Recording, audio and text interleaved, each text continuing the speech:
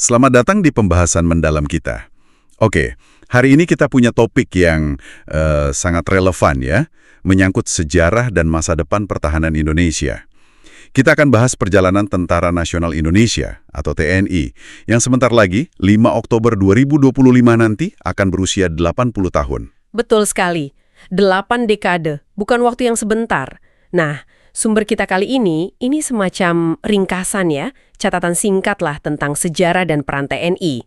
Dan misi kita bersama Anda tentunya adalah membedah catatan ini. Kita gali lebih dalam, sejarahnya, transformasinya, dan apa sih artinya peringatan ke-80 ini buat ke depan. Tepat. Anda mungkin sering dengar nama TNI, lihat seragamnya, atau ya dengar kiprahnya di berita gitu. Tapi mungkin belum banyak yang tahu liku-liku pembentukannya sejak awal kemerdekaan. Gimana sih evolusinya sampai jadi seperti sekarang? Nah, mari kita telusuri bareng-bareng khusus untuk Anda. Iya, kita coba tarik benang merahnya ya. Bagaimana gagasan pertahanan nasional itu lahir dan tumbuh, terus beradaptasi gitu, sesuai dengan informasi yang ada di sumber ini. Oke, mari kita mulai bongkar dari akarnya ya. Kalau kita lihat catatan ini, wah, perjalanan TNI ini ternyata penuh perubahan nama dan struktur loh. Bahkan sebelum nama TNI itu sendiri muncul. Titik nolnya ini tercatat di sini adalah pembentukan Badan Keamanan Rakyat, BKR. Itu tanggal 22 Agustus 1945. Wah, mepet sekali ya setelah proklamasi. Persis. Pembentukan BKR ini, kalau dari info yang kita punya, ini langkah yang cepat dan krusial banget di tengah euforia tapi juga ketidakpastian pasca proklamasi. Tujuannya saat itu, nah ini digarisbawahi di sini, sangat mendasar. Ya, jaga keamanan umum, bantu pejuang dan korban perang, sambil waspada. Ancaman Belanda mau kembali lagi. Semacam embrio awal gitulah. Jadi ini belum bisa disebut tentara dalam arti penuh ya saat itu.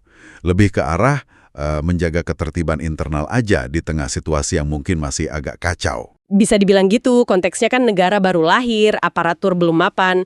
Jadi BKR ini dari yang bisa kita tangkep ya, lebih kayak wadah aja buat para pejuang dan pemuda. Buat jaga keamanan di lingkungannya masing-masing. Belum terstruktur, belum ada komando yang jelas kayak tentara reguler. Fondasi awal lah, tapi ya masih sangat dasar. Oke, paham. Nah, nggak lama kemudian, catatan ini nunjukin lompatan penting berikutnya nih. Tanggal 5 Oktober 1945, BKR ini statusnya naik jadi Tentara Keamanan Rakyat, TKR. Tanggal inilah yang sekarang kita peringati sebagai hari lahir TNI. Tujuannya, kata catatan ini, ya meningkatkan kemampuan keamanan dan pertahanan. Wah, perubahan dari badan jadi tentara ini signifikan dong ya? Sangat signifikan. Jadi TKR tanggal 5 Oktober itu menunjukkan kesadaran para pemimpin kita waktu itu bahwa tantangannya bukan cuma ketertiban umum. Ada ancaman real kedaulatan. Jadi butuh kekuatan bersenjata yang lebih, terorganisir. Yang menarik di sini penamaan Tentara Keamanan Rakyat itu sendiri. Kata tentara jelas menegaskan fungsi militernya, tapi keamanan rakyat itu masih menyeratkan fokusnya ke perlindungan rakyat, kedekatan sama rakyat. Ini juga langkah awal kesentralisasi komando, meskipun praktiknya mungkin masih banyak tantangan ya. Iya. Dari BKR ke TKR, langkah maju dalam organisasi.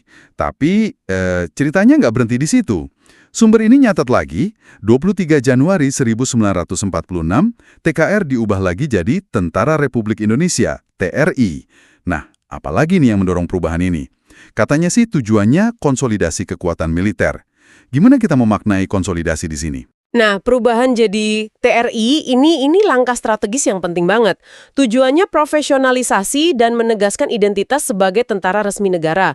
Dengan nama Republik Indonesia, ditekankan ini angkatan bersenjata milik negara yang sah. Konsolidasi di sini artinya ya upaya serius buat menyatukan berbagai laskar perjuangan. Badan bersenjata lokal itu di bawah satu komando nasional yang terpusat. Ini penting banget buat menghilangkan dualisme atau tumpang tindih komando, biar jelas pertanggungjawabannya dan membangun kekuatan militer yang lebih solid, lebih profesional di bawah pemerintah Republik. Masuk akal. Menyatukan yang tadinya mungkin agak terpencar ya, biar lebih kuat dan terstruktur. Dan akhirnya, nah ini dia nama yang paling kita kenal lahir. 3 Juni 1947, TRI berubah jadi Tentara Nasional Indonesia. TNI. Catatan ini spesifik nyebut tujuannya memperkuat posisi Indonesia hadapi agresi militer Belanda. Disinilah nama TNI resmi dipakai. Iya, penetapan nama TNI ini konteksnya memang sangat genting ya. Ancaman militer Belanda makin besar. Yang paling krusial dari perubahan ini justru penambahan kata nasional. Ini bukan cuma ganti nama, tapi penegasan identitas yang fundamental. Nasional itu menggemakan semangat persatuan seluruh bangsa Indonesia. Semacam pernyataan kalau tentara ini bukan cuma milik pemerintah atau institusi republik aja, tapi milik seluruh rakyat, semua komponen bangsa. Tujuannya jelas, membangkitkan semangat perlawanan semesta, memperkuat persatuan nasional lawan agresi. Wah, ini refleksi kebutuhan strategis dan psikologis banget saat itu. Luar biasa ya, ternyata tiap perubahan nama itu ada latar belakang dan makna strategisnya sendiri. Dari BKR, TKR, TRI, sampai akhirnya TNI. Evolusi yang terus didorong tantangan zaman. Tapi, ceritanya belum selesai. Sumber kita ini juga nyebut ada fase yang beda lagi, yaitu penyatuan. Jatah Republik Indonesia, ABRI. Wah, ini perubahan besar lagi ya. Betul. Era ABRI ini menandai periode unik ya dalam sejarah pertahanan keamanan kita, hampir 4 dekade loh. Penyatuan TNI dan Polri di bawah ABRI ini landasannya konsep dui fungsi yang dominan waktu itu. Konsep ini, ya seperti mungkin tersirat di sumber ini, memandang ABRI itu nggak cuma punya fungsi hankam, pertahanan keamanan, tapi juga fungsi sosial politik dalam negara. Ini tentu bawa implikasi luas ya, soal peran dan posisi militer di pemerintahan dan masyarakat waktu itu. Implikasi yang jadi perdebatan panjang ya, terutama pas reformasi. Dan bener aja, era reformasi bawa perubahan fundamental. Catatan ini menyoroti 1 April 1999 sebagai momen penting, pemisahan lagi antara TNI dan Polri. Nama TNI kembali dipakai buat angkatan bersenjata, sementara Polri jadi institusi mandiri fokus ke Kamtimbas. Jadi, nama TNI sempat hilang ya di bawah payung ABRI selama puluhan tahun. Ya, pemisahan TNI Polri ini kan salah satu agenda utama reformasi 98 ya. Tuntutan publik waktu itu kuat banget untuk mendefinisikan ulang peran angkatan bersenjata dan kepolisian. Mengembalikan keduanya ke fungsi pokok masing-masing sesuai konstitusi. Tujuannya ya memisahkan tegas ranah pertahanan negara, itu TNI, dari ranah penegakan hukum dan Kamtibmas, itu Polri. Lebih jauh lagi, ini bagian dari upaya mendorong profesionalisme di keduanya. TNI diharapkan kembali ke barak, fokus ke tugas utama sebagai alat pertahanan, lepas dari peran politik praktis.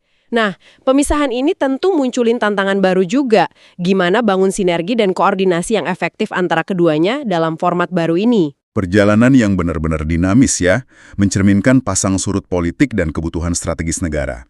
Nah, setelah kembali jadi TNI dan fokus ke fungsi pertahanan, apa saja peran krusialnya? Sumber ini jelas bilang tugas utama ya jaga kedaulatan negara dan keutuhan wilayah NKRI.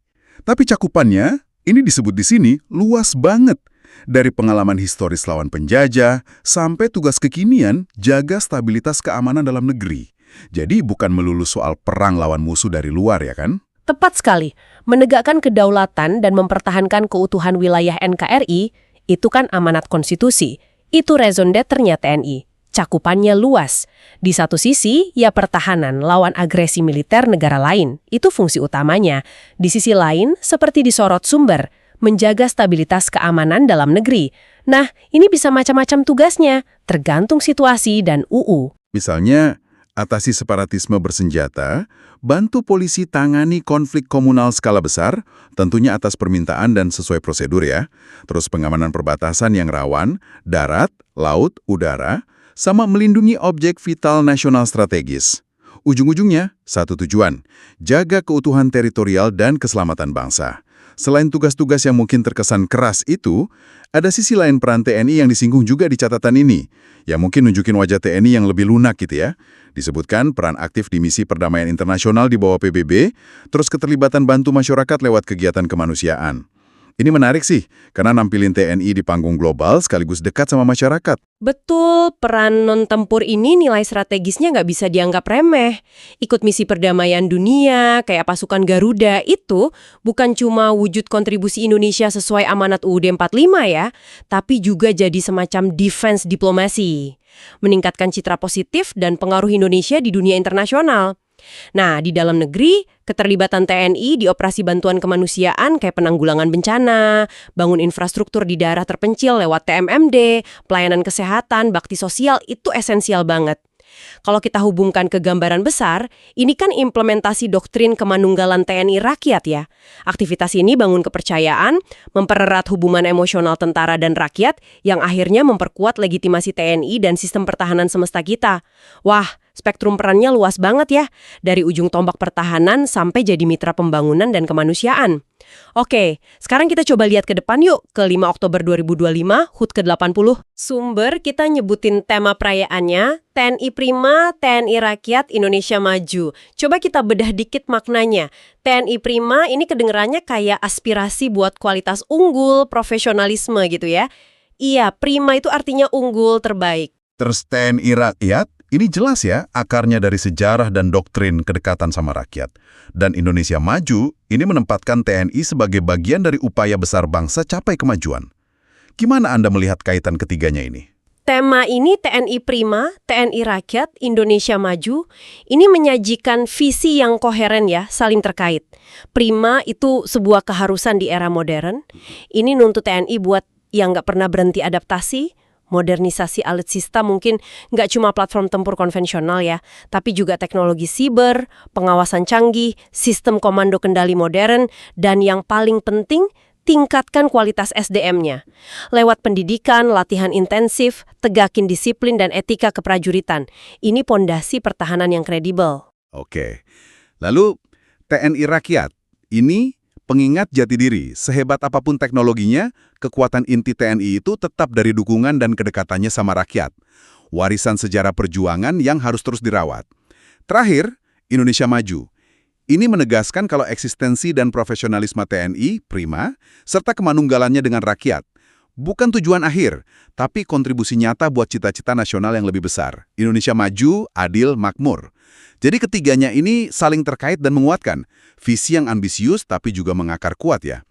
Lalu, tantangan konkret ke depan apa aja nih disorot sumber ini? Disebut ada tantangan global yang kompleks. Nah, untuk menghadapinya, fokus TNI katanya diarahkan ke peningkatan kemampuan dan profesionalisme prajurit. Ini nyambung sama Prima tadi. Termasuk kuasai teknologi modern dan latihan yang relevan. Dan tentu, jaga stabilitas keamanan nasional tetap jadi prioritas utama. Bisa dielaborasi dikit nggak soal tantangan global ini? Apa aja kira-kira bentuknya? Tantangan global yang dihadapi Indonesia dan dampaknya buat TNI memang multidimensi ya. Sumber ini mungkin merujuk ke beberapa hal. Pertama, ya dinamika geopolitik kawasan, potensi sengketa wilayah, klaim maritim yang tumpang tindih. Kedua, ancaman non-tradisional, terorisme lintas negara yang terus berubah bentuk, kejahatan transnasional terorganisir kayak penyelundupan narkoba, senjata, terus pembajakan di laut. Ketiga, yang makin krusial nih, ancaman di ranah cyber, spionase, sabotase infrastruktur kritis, perang informasi. Keempat, bahkan dampak perubahan iklim bisa jadi ancaman keamanan, misalnya memicu bencana alam lebih sering atau potensi konflik rebutan sumber daya alam. Nah, menghadapi spektrum ancaman sekompleks ini, teknologi modern memang vital, tapi lebih dari itu, butuh prajurit yang adaptif, cerdas, berintegritas, mampu berpikir strategis, dan bisa beroperasi di lingkungan multidomen, darat, laut, udara, siber, bahkan luar angkasa. Wah, kompleks banget ya memang. Ada satu poin lagi nih yang ditekankan di catatan ini, yaitu pentingnya memperkuat sinergi. Sinergi dengan siapa? Disebut eksplisit, dengan masyarakat dan lembaga negara lainnya. Ini seolah bilang kalau tugas pertahanan dan keamanan negara itu bukan cuma beban TNI sendirian. Respon yang efektif ya harus komprehensif, terkoordinasi, libatkan seluruh komponen bangsa. Konsepnya sering disebut whole of government atau bahkan whole of nation approach. Artinya sinergi yang solid, kerjasama erat antara TNI dengan Polri, dengan BIN, BSSN, Kemlu, BNPB, Pemda, sampai partisipasi aktif masyarakat sipil, akademisi, sektor swasta, itu jadi sebuah keharusan. Yang menarik diamati ke depan ya bagaimana mekanisme sinergi dan interoperabilitas ini terus dilembagakan, dilatihkan, dan diimplementasikan efektif di lapangan. Tujuannya buat bangun sistem pertahanan negara yang tangguh dan dukung terciptanya lingkungan aman buat pembangunan nasional. Oke. Setelah kita telusuri semua ini, ya sejarah panjangnya, transformasinya, peran yang macam-macam itu, sampai visi dan tantangan ke depan, apa nih rangkuman utama yang bisa kita sampaikan untuk Anda yang menyimak? Jadi, peringatan HUT ke-80 TNI di 2025 nanti berdasarkan obrolan kita dari sumber ini momen refleksi yang kaya makna ya. Refleksi atas evolusi dari BKR yang lahir spontan, lewat berbagai penyesuaian nama dan struktur, sampai jadi kekuatan pertahanan modern yang profesional kayak sekarang. Dan kalau kita sarikan pesan intinya dari catatan yang kita bedah tadi, penekanannya adalah bahwa TNI itu dilihat lebih dari sekedar alat pertahanan. Ia dipandang sebagai bagian dari narasi persatuan bangsa, elemen penting dalam upaya capai kemajuan, dan pilar fundamental jaga kedaulatan serta keamanan negara. Kekuatan utamanya selain profesionalisme ya, terus ditekankan pada semangat pengabdian, dedikasi, dan terutama hubungan historis dan fungsionalnya dengan rakyat Indonesia ini modalitas krusial banget buat hadapi masa depan. Kita sudah kupas bareng Anda ya lintasan sejarah TNI dari BKR sampai kembali kokoh dengan nama TNI, dinamikanya selama era ABRI dan pasca reformasi, peran vitalnya baik dalam konteks pertahanan maupun kontribusi non-militer di dalam dan luar negeri, sampai makna di balik tema HUT ke-80, TNI Prima, TNI Rakyat Indonesia Maju, serta kompleksitas tantangan yang dihadapi. Nasionalisme sampai standar prima, dan pada saat yang sama pelihara serta perkuat kemanunggalan dengan rakyat ini dianggap formula esensial bagi TNI untuk jawab tantangan zaman dan berkontribusi efektif bagi kemajuan Indonesia. Nah, sebagai penutup diskusi kita kali ini, ada satu pemikiran yang mungkin menarik untuk Anda bawa pulang. Benar, tadi kan kita banyak bahas tema TNI Rakyat. Dan pentingnya sinergi dengan seluruh komponen bangsa, termasuk masyarakat sipil ya, untuk hadapi tantangan masa depan demi Indonesia maju. Sumber ini menyoroti itu. Nah, ini mungkin bisa jadi pemicu refleksi lebih jauh buat Anda. Coba bayangkan ke depan, gimana sih bentuk ideal hubungan dan kerjasama antara TNI dan masyarakat sipil yang bisa kita wujudkan bareng-bareng? Khususnya dalam hadapi spektrum ancaman baru yang mungkin makin non-konvensional. Katakanlah disinformasi masif yang mengancam persatuan, serangan cyber ke layanan publik, atau bahkan dampak krisis ekologi yang butuh mobilisasi sumber daya bersama. Gimana kita bisa menerjemahkan semangat TNI Rakyat dan sinergi kebangsaan itu ke dalam praktek kolaborasi yang konkret untuk bangun ketahanan nasional yang benar-benar komprehensif di abad ke-21 ini? Sebuah pertanyaan reflektif yang relevan banget untuk kita semua renungkan. Dengan pemikiran tersebut, kami ucapkan terima kasih Anda telah menyimak pembahasan mendalam kali ini. Sampai jumpa di kesempatan berikutnya.